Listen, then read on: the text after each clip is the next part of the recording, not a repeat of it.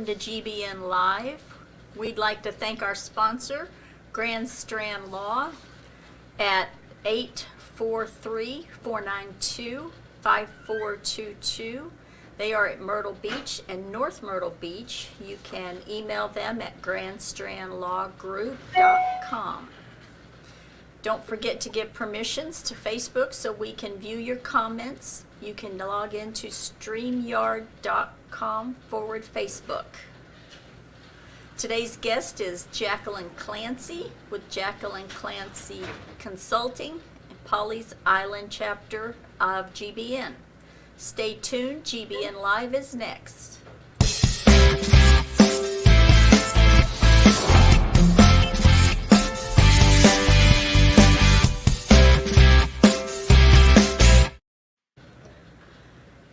Again, today's guest is Jacqueline Clancy. Good morning. How are you doing today? I'm doing great, and thanks for having me, Lori. Welcome. Tell us a bit about yourself, where you're originally from, maybe a little bit about your family, your puppies.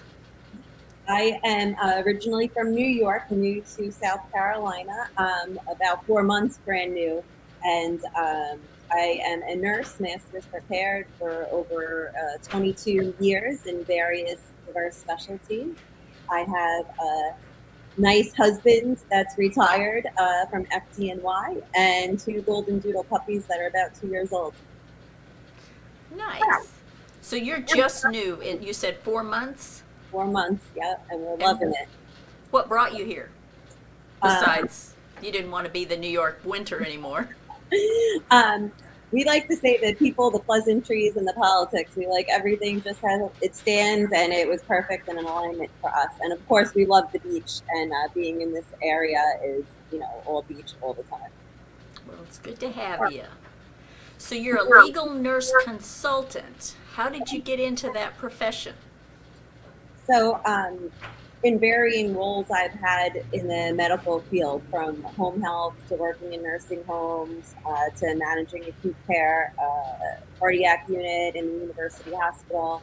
I went into creating operations and logistics, which prevents delay of care in patients, and onto creating an interfacility transfer center, which is basically when one patient is at one hospital and needs a higher level of care or specialty. They hurt their hand, they have a stroke, they're trauma, etc. And as I was going through this arena, there were many things that I was able to disruptively fix and enhance through writing policy and procedure and cutting through the fat, if you will. But then there was also a lot of resistance of things that people knew were wrong or knew that needed improvement, but for various reasons, whether the change in culture was too heavy, the resistance, the politics, the money, things just weren't fixed. And I saw these things repeating itself over and over. So it started opening my eyes to how can I make a bigger impact in the medical arena, because sometimes it always isn't from the inside. So I had some opportunities come my way to be an expert witness. Someone just randomly reached out to me, and I loved it. And then I took the plunge, educated myself, formulated an S-Corps, and it's all history from there. Sounds like you like it a lot.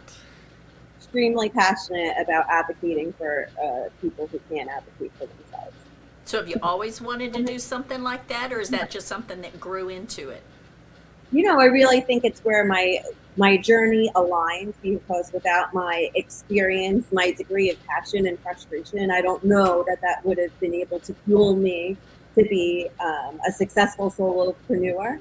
So I think everything wound up in the proper timing and led me to this path at this point. Nice. So what does a normal day-to-day look like for you? A normal day-to-day, I'm living my best life now. I wake up, have a workout, or do some yoga. I meet with some of my clients, review cases. I also am a mentor for a company that teaches nurses how to become legal nurse consultants. So I really enjoy that, coaching the nurses to be able to do what I'm doing for themselves as well. Nice. So who would be a typical client? Oh, my target ideal client is a medical malpractice attorney or personal injury attorney. Those are my top two on my list. But anyone that is experiencing, any attorneys that are experiencing any issues with medical relations is more than welcome to reach out. There's room in the criminal arena. Also, believe it or not, in the estate arena as well, in wills, because sometimes people are contesting the competency or state of mind that friend or family member may have signed their documents under, and then I can come in handy evaluating medical records for that situation as well. So with all the knowledge that you have, would you say you need a better understanding of the legal aspect or the medical aspect to best help your clients? Well, the attorneys know the legal side. They're leaning on me as the expert to show them that medical side. And the real interesting thing in layman's terms, I'm essentially a medical detective. And any good detective will tell you people are not going to just present you the evidence.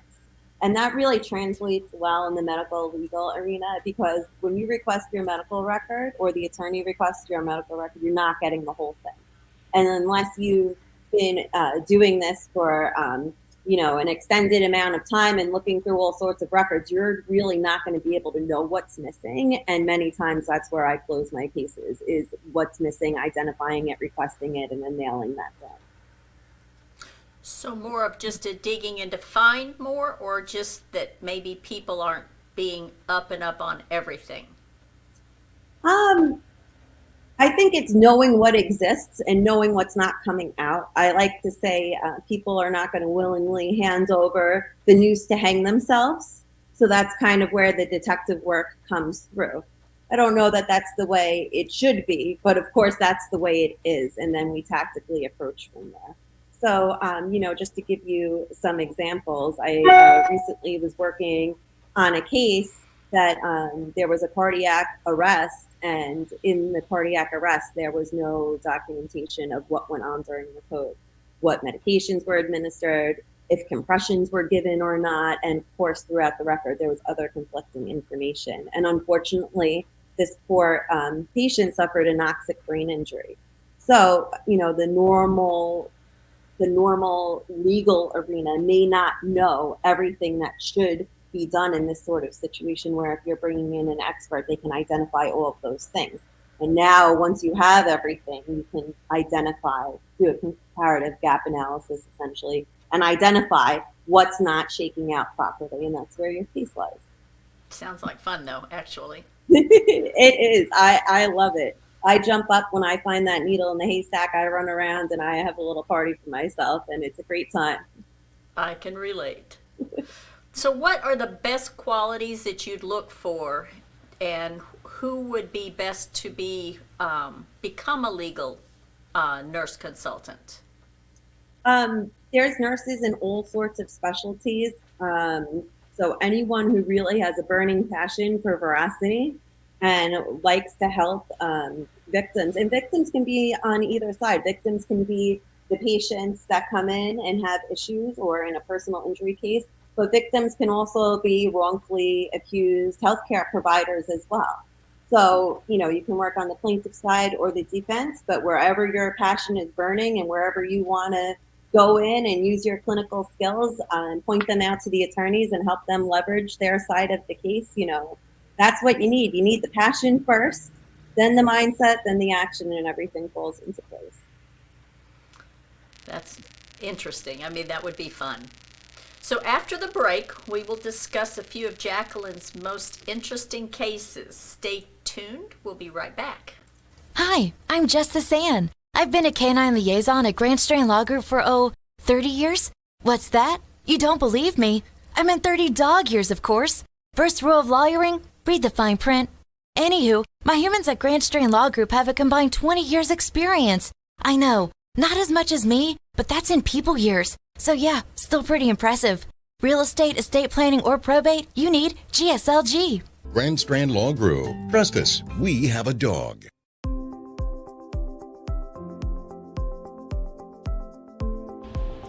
Great business networking grew out of the idea that by creating lasting friendships within the community, we can make the community even better. I was looking to network with professionals and to be able to refer my clients to somebody that I trust. Well, it's really important to trust the members of the group because we really generate quality referrals, and to know somebody, be friends with them, and get that qualified referral is the key to success. It is networking, but it doesn't feel like networking, and that is important to me. I come to the meetings, I have fun, I make great connections, and I help grow my business.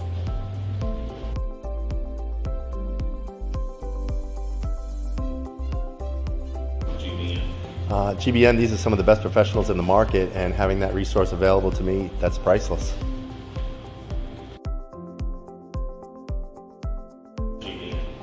Well, GBN is a network of business professionals that build long-lasting friendships that will not only grow my business, will grow yours as well.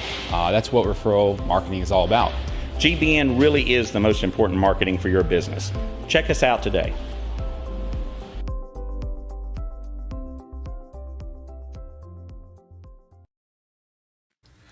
Welcome back. Jacqueline Clancy with Jacqueline Clancy Consulting in the Pawleys Island Chapter of GBN is with us again. All right, so we all want to know, what are some of your best cases you've been involved in? We know you have to protect your clients and their secrecy, but as long as we don't need names or anything else, what are some of your most fun and interesting? Oh, let's see. I think my favorite case so far was a case where an attorney brought to me for just, what I thought was a run-of-the-mill cubitus ulcer, or bed sore as they're more commonly known as. And how I tactically approach my cases is I literally put myself in that scenario. I start visualizing and I start getting really curious. So this happened to be a young male in his 30s. So I said, wow, why does this guy have a bed sore, right? So I didn't want to, and as I approach all my cases, just address where the attorney's looking. I want to go in with fresh set of eyes, child's eyes, so to speak, from a balcony view. So I'm getting in there and I'm getting very curious. And I see that the patient presented to an emergency room on a weekend that was a small community hospital. And typically they do not have full services, especially compared to a larger hospital or one during normal week hours. So he presented with a large umbilical hernia that was strangulating. And unfortunately, no one attempted to transfer that patient to a hospital that had capabilities to do emergent surgery. And he had to wait 6 hours to get his hernia repaired. And it ended up in him losing 85% of his small intestine. And that has lifelong ramifications. This guy is never going to be the same. And I was able to identify that for the attorneys. They had no idea that there was delay of care going to the OR that made him have all of these complications that essentially ended him up in a rehab nursing home for care, where he ended up developing that decubitus ulcer. But that was a great win, and that's a multi-million-dollar medical malpractice suit that they did not know they had previous to my report. That's awesome. I bet that felt really good. Yeah, and I'm happy for the patient or the victim in this matter too, because as we know, that sort of care is extremely costly, and we shouldn't have to worry about any of those things to help him live his life in this new adapted manner now.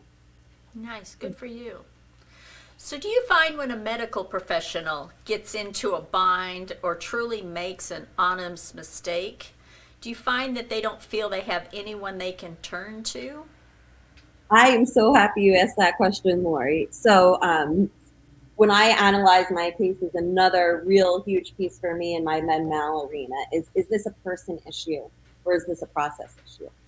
And 9 times out of 10, it's a process issue, meaning the situation has occurred before. It's not an outlier. The person or who the negligence is being hung on, it's not a one-man show, so to speak. it's multiple failures in process. I like to call it the holes in the Swiss cheese all line up for some of these poor victims. And that essentially is the ultimate compound effect.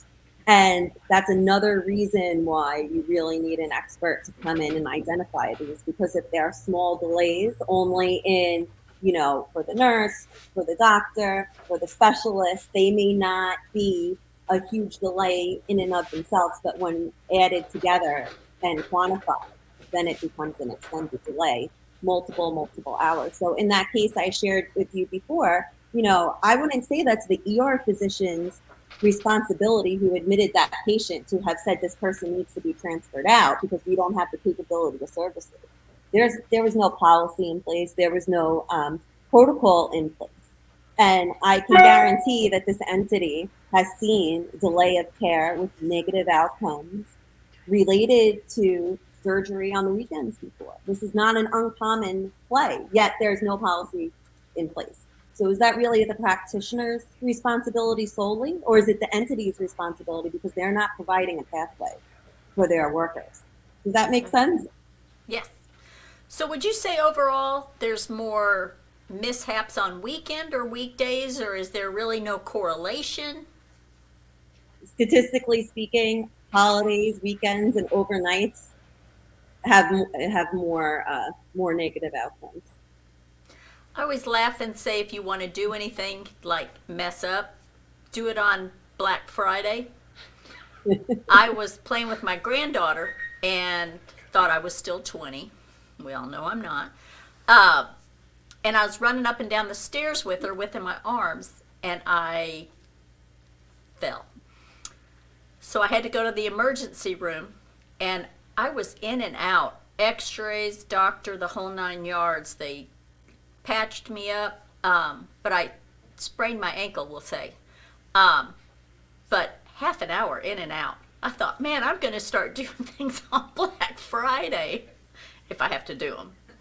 So, but yeah, I would always think that weekends and holidays, doctors wouldn't want to be there. That's why I wondered.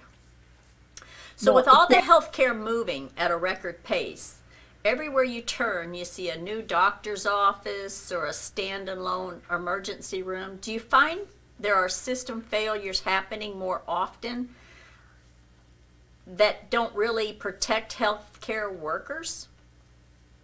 Oh, absolutely. My own personal philosophy, which was quite disruptive when I was clinical leader, was, again, is this a person issue or is this a process issue?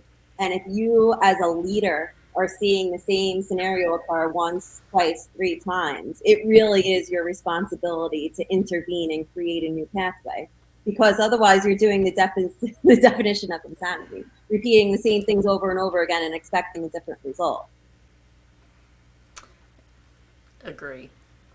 So if I were in the medical field and realized I had made an error, what would you think I should do first? Well, the first thing that you're mandated to do is to report it in to your first direct report. But I think what we've seen quite swiftly changing in the medical arena, citing the Redonda case that just happened out of Tennessee, nurses are going to be more hesitant in physicians in reporting their errors because now they're criminally liable. And that's a really taboo subject to discuss, but it's certainly going to impact the self-reporting. As a matter of fact, I have many cases where there's falls involved, for instance, and there's no incident report. There's no documentation of the fall. And what happens is a lot of attorneys won't touch that because they think it's not meritorious because there's no documentation there. But that's where I advise my attorney clients, no, you double down, because not only did they not report it and not document it, if there's any excessive injury, such as a fracture, now you're in joint commission, state reportable. They're mandated at the state and national level. And they need to do those things. So they're not in one failure with just that victim. They're in a systems failure as well, in a healthcare system regulatory arena. And I always feel is probably not a good thing.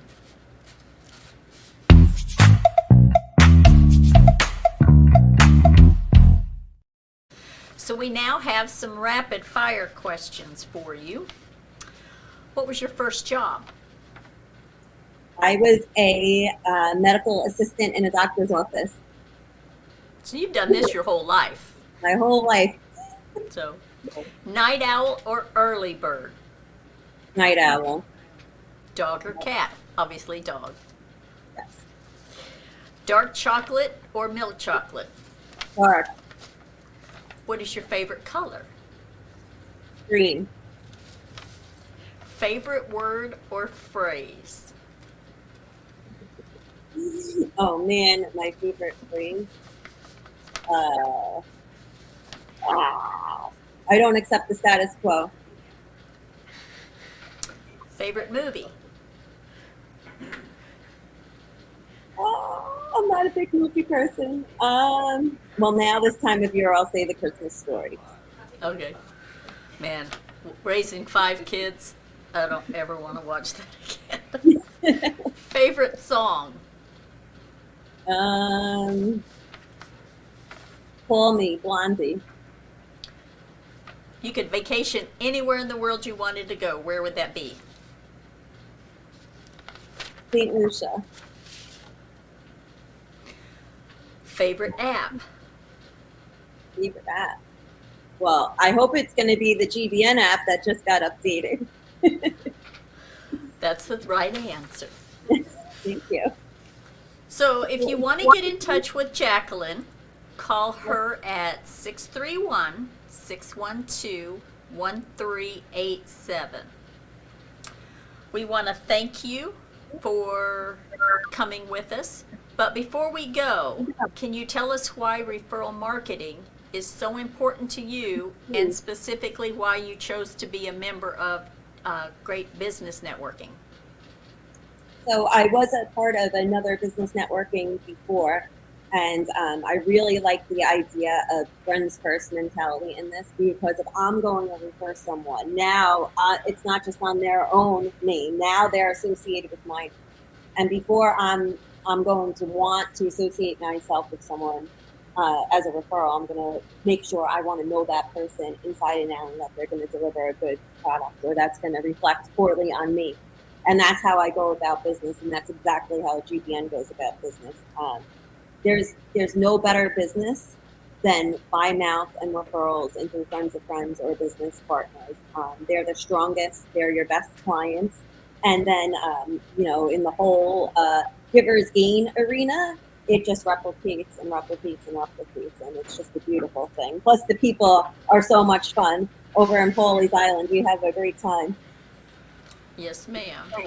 So would you prefer to be contacted by email or phone? Phone, email, whatever is more convenient. So your website is jclancy.com. Yes. Well, I wish you all the success in the world. Welcome to South Carolina, and hope to see you back. Thank you so much for having me. Have a great day. You too. Bye-bye. Thanks.